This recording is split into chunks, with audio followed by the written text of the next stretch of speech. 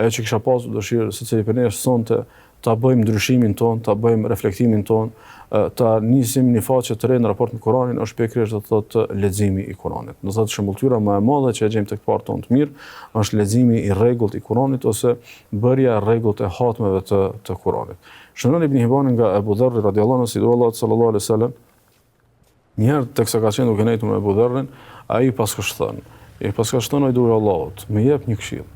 Më jep një këshill. Dhe kjo është një fat i madh të kesh një rast të t'jep këshill një profet për profetëve të Allahut subhanahu wa taala. Mirë po edhe fat i madh është ajo që neve na kanë ngjarë që këshillat e profetit sallallahu alaihi wasallam janë ruajtur. Kështu që ndoshta i duri Allahu sallallahu alaihi wasallam i është drejtuar drejt për drejt Abu Dharrit, mirë po këshilla dhënë drejt për drejt Abu Dharrit na është dhënë në mënyrë jo të drejt për drejt, mirë po të plot edhe neve që kemi ardhur shekuj pas tij.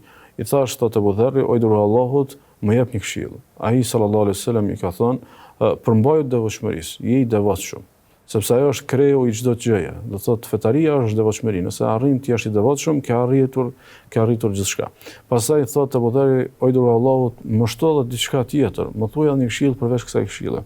Atëherë i duri Allahu sallallahu alaihi wasallam i ka thënë, përkushtoju leximin e Kuranit. Përkushtoju leximin e Kuranit sepse ai është dritë për ty në tokë dhe është fitim për ty në qiell.